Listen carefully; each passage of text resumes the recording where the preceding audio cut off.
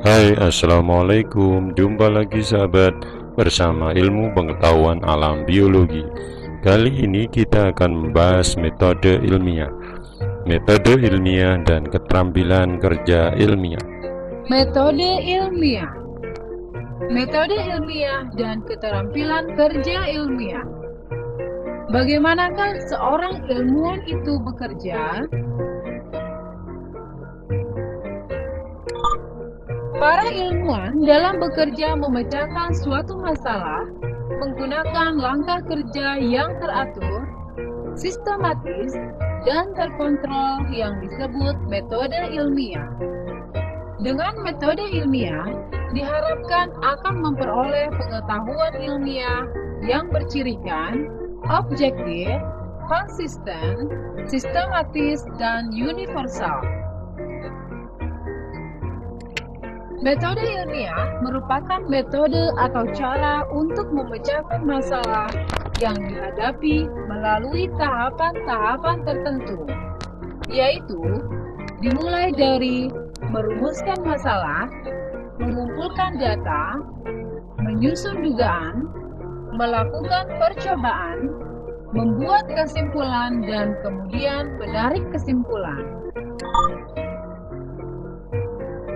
Yang pertama adalah merumuskan masalah.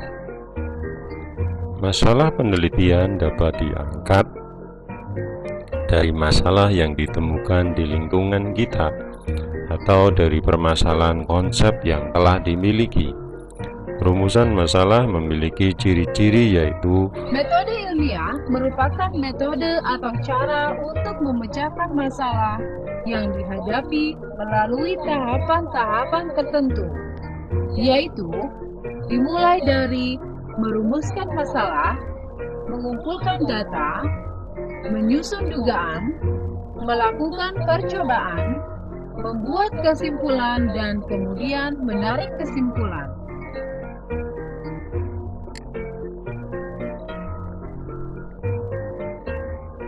mengumpulkan data. Setelah mengumpulkan masalah yang ingin dipecahkan, harus kita lakukan adalah mengumpulkan data-data sebanyak mungkin melalui buku-buku literatur, bertanya maupun mengamati langsung di Metode lapangan. ilmiah merupakan metode atau cara untuk memecahkan masalah yang dihadapi melalui tahapan-tahapan tertentu, yaitu dimulai dari merumuskan masalah, mengumpulkan data, menyusun dugaan, melakukan percobaan, membuat kesimpulan, dan kemudian menarik kesimpulan.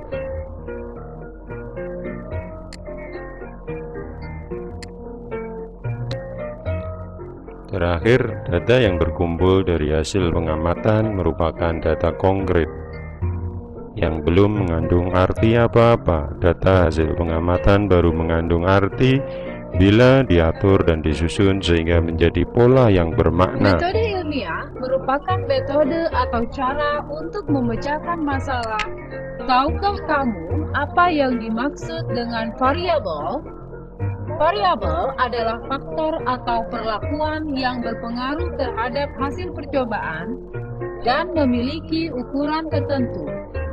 Ada 4 macam variabel, yaitu variabel kontrol adalah faktor yang dibuat sama persis dan terkendali. Variabel ini dibuat seragam agar hasil yang didapat terjamin. Variabel bebas adalah faktor yang sengaja dibuat bervariasi untuk menemukan jawaban dari pertanyaan kita. Variabel terikat atau respon adalah faktor yang merupakan hasil dari variabel kontrol dan bebas. Variabel pengganggu adalah faktor yang menyebabkan respon yang didapatkan berbeda dari harapan. Untuk lebih jelasnya, mari kita lakukan sebuah eksperimen sederhana. Rumusan masalah. Apakah sinar matahari berpengaruh terhadap pertumbuhan tanaman? Hipotesis. Keberadaan sinar matahari mempengaruhi pertumbuhan tanaman. pertama, susun variabelnya. Sebagai variabel kontrol, gunakan 9 biji kacang hijau, pilih biji yang sama-sama dan ukurannya, kemudian letakkan masing-masing biji pada kertas basah atau kapas basah dan masukkan ke dalam 3 gelas plastik. Sekarang kita memiliki variabel kontrol karena kita memiliki 3 buah gelas plastik dengan isi dan keadaan yang sama persis. Variabel bebas kita tentukan berdasarkan hipotesis yang telah kita buat. Sinar matahari adalah faktor yang harus kita ubah. Letakkan 1 gelas plastik di tempat yang gelap pekat, 1 gelas di tempat yang remang-remang, dan 1 gelas di tempat yang terang dekat matahari. Kita lanjutkan. Setelah pengamatan 2 minggu, terjadi pertumbuhan tanaman sebagai berikut. Semuanya tumbuh. Ternyata pertumbuhan di tempat gelap tinggi tanaman 10 cm, warna kuning pucat. Tumbuhan yang di tempat remang-remang tinggi tanaman 8 cm, warna kuning kehijauan. Tumbuhan di tempat terang tinggi tanaman 5 cm, warna hijau tua. Maka dapat ditarik kesimpulan sinar matahari mempengaruhi pertumbuhan tanaman. Demikian metode ilmiah dan keterampilan kerja ilmiah. Selanjutnya adalah komunikasi ilmiah. Komunikasi ilmiah. Komunikasi ilmiah adalah kegiatan untuk berbagi informasi, ide, pikiran, dan hasil pengamatan dengan orang lain. Mengkomunikasikan informasi, ide, atau hasil pengamatan dapat dilakukan secara lisan atau tertulis. Bahkan, dapat juga dengan menggunakan sarana tertentu seperti menggunakan gambar, tabel, atau grafik. Penyusunan data dalam bentuk tabel akan memudahkan pembaca untuk menafsirkan data yang diperoleh dari percobaan. Penggunaan grafik atau gambar yang disusun dengan baik dapat mengkomunikasikan hasil percobaan dengan lebih jelas. Beberapa cara menampilkan data hasil percobaan.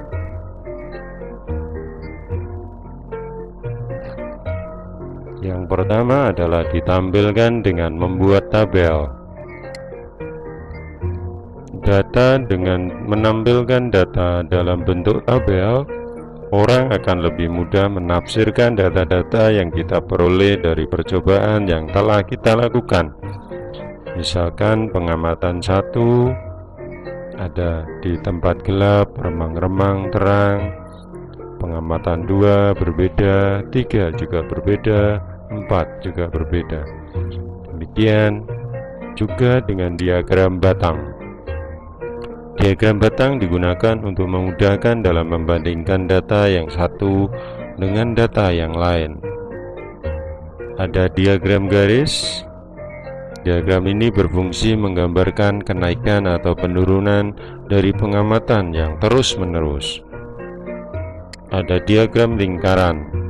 Diagram lingkaran biasanya digunakan untuk menggambarkan persentase data yang ada sedikit dan tidak berhubungan dengan faktor yang lain, misalnya diagram pekerjaan orang tua siswa. Demikian penjelasan mengenai komunikasi ilmiah. Selesai sudah tentang metode ilmiah. Terima kasih atas perhatiannya.